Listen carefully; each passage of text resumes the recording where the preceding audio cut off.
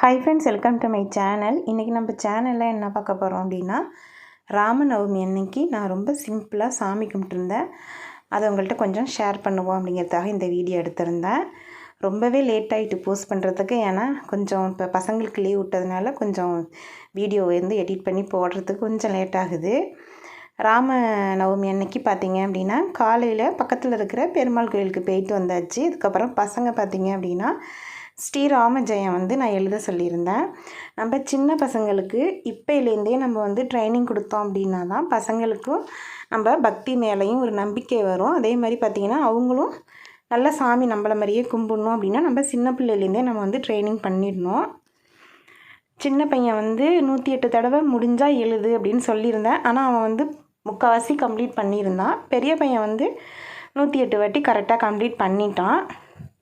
நம்ம வெறும் தரையில் அமர்ந்து ஸ்ரீராம ஜெயம் எழுதக்கூடாது. அதே மாதிரி ஹனுமார் ஸ்ரீராம ஜெயம் ஒலிக்கிற இடத்துலலாம் அவங்க வருவாங்க அப்படிங்கிற ஒரு ஐதீகம் உண்டு. அதனால் அவங்களுக்கும் தனியாக ஒரு மணப்பலகை போட்டுட்டு பசங்களுக்கும் விரிப்பு போட்டு நான் எழுத விட்டுருந்தேன்.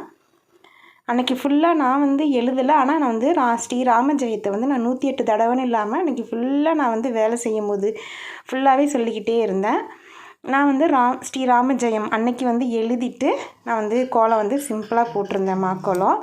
இன்றைக்கி பானகம் ரெடி பண்ணுறதுக்கு மட்டும் உங்களுக்கு வீடியோவில் ஷேர் பண்ணியிருக்கிறேன். கொஞ்சம் மிளகும் அதுக்கப்புறம் ஏலக்காயும் நல்லா இந்த மாதிரி தட்டி எடுத்துக்கோங்க.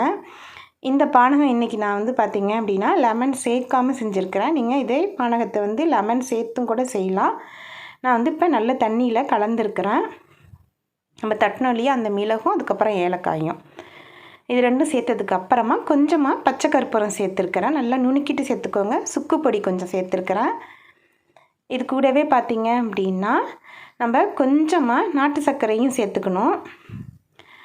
நம்ம பானகம் அதுக்கப்புறம் சர்க்கரை பொங்கல், பால் பாயசம் இதெல்லாம் பார்த்திங்க அப்படின்னா ராமருக்கு நைவேத்தியமாக வைக்கலாம். துளசி போட்டுட்டு இதை நல்லா கலந்து விட்டுட்டிங்க அப்படின்னா சூப்பரான பானகம் ரெடி ஆகிடும். இதை நீங்கள் லெமன் ஜூஸ் கூடயும் செய்யலாம், லெமன் ஜூஸ் இல்லாமலும் நீங்கள் செய்யலாம். உங்களுக்கு எப்படி பிடிக்குமோ அந்த மாதிரி செஞ்சுக்கோங்க. இப்போ இது நல்லா கலந்துட்டு நான் இப்போ நெய்வேத்தியத்துக்கு எடுத்து வச்சுட்டேன். கேசரி கொஞ்சம் செஞ்சுருந்தேன், அதுலேயும் கொஞ்சம் துளசி போட்டு வச்சுருக்கிறேன். ஆஸ் யூஸ்வல் எப்போதும் போல் துளசி தீர்த்தம் ரெடி பண்ணி வச்சுருக்கிறேன். என்கிட்ட ராமர் பட்டாபிஷேகம் படம் இல்லை. ராமர் படம் இப்போ லிங்க பூஜையில் கொடுத்துருந்தாங்க இல்லையா, அந்த ராமர் படத்தை வச்சுட்டு பக்கத்தில் சத்யநாராயணரோட படம் வச்சுருக்கிறேன். அதுக்கப்புறம் பார்த்திங்கன்னா பெருமாள் தாயார் சிலையை கீழே இறக்கி வச்சுருந்தேன். 2 சைடும் சங்கு சக்கரை ராம விளக்கு ஏற்றி வச்சுருந்தேன். எனக்கு ஒரு விரிப்பு விரிச்சிருக்கிறேன். பக்கத்தில் நம்ம ஹனுமாருக்கும் ஒரு விரிப்பு விரிச்சிருந்தேன். ரொம்ப எளிமையான முறையில் தான் அன்றைக்கி நான் பூஜை பண்ணியிருந்தேன். காலையிலேருந்தே எனக்கு அன்றைக்கி ஃபுல்லாகவே கரெக்டாக இருந்தது. நான் நெய்வேத்தியெல்லாம் பார்த்திங்க அப்படின்னா சாமிக்கு சமர்ப்பணம் பண்ணுறதுக்கு முன்னாடி அன்றைக்கி நான் சுந்தரகாண்டம் படிச்சிருந்தேன்.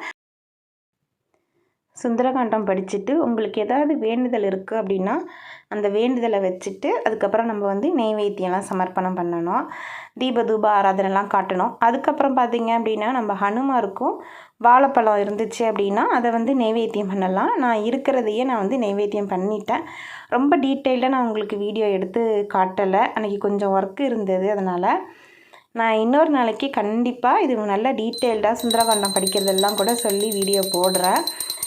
ஏதாச்சும் நமக்கு வேண்டுதல் இருக்குது அப்படின்னா கண்டிப்பாக நீங்கள் ராமநவமின்னு இல்லை, நீங்கள் ராமரை நினச்சி கண்டிப்பாக நீங்கள் இந்த மாதிரி நீங்கள் வழிபாடு செய்யலாம். பசங்களுக்கெல்லாம் பார்த்தீங்க அப்படின்னா இப்படி தான் இருக்கணும் அப்படிங்கிறதுக்கு ஒரு உதாரணமாக ராமரோட கதையை ராமாயணம் சொல்லி கொடுக்கறது ரொம்ப நல்லது. பிள்ளைங்க ஆம்பளை பிள்ளையாக இருந்தாலும் பொம்பளை பிள்ளையாக இருந்தாலும் அதெல்லாம் அந்த கதையெல்லாம் கேட்டு வளர்ந்தாங்க அப்படின்னா ரொம்ப நல்ல பிள்ளைங்களாக இருப்பாங்க. அதே மாதிரி பெருமாள் சிலைகளுக்கெல்லாம் அன்றைக்கி அபிஷேகமும் செஞ்சுருந்தேன். அதையும் உங்களுக்கு வீடியோ எடுக்க முடியல. துளசி கட்டி நான் துளசி மாலையாக போட்டிருக்கிறேன். நீங்கள் ஹனுமார் கோயிலுக்கு கூட போய் அன்றைக்கி நம்ம வெத்தலை மாலை போடலாம், துளசி மாலை வாங்கி கொடுக்கலாம். அதுக்கப்புறம் பார்த்திங்க அப்படின்னா வெண்ணெய் சாத்தலாம். ராமர் கோயிலுக்கு பக்கத்தில் இல்லை அப்படின்னா நீங்கள் ஹனுமாரை கூட வேண்டிட்டு உங்கள் பூஜையை செய்யலாம். இந்த பூஜை ரொம்ப எளிமையான முறை தான். ஆனால் பலன் பார்த்திங்க அப்படின்னா ரொம்ப நல்ல பலன் கிடைக்கும், நல்ல பண்புகள் கிடைக்கும். கண்டிப்பாக இந்த வழிபாடை எல்லாருமே செஞ்சு பாருங்கள். நம்ம சேனல் வீடியோஸ் உங்களுக்கு பிடிச்சிருக்கு அப்படின்னா லைக் பண்ணுங்கள், ஷேர் பண்ணுங்கள், கமெண்ட் பண்ணுங்கள். மறக்காமல் நம்ம சேனலை சப்ஸ்கிரைப் பண்ணுங்கள். தேங்க்ஸ் ஃபார் வாட்சிங்.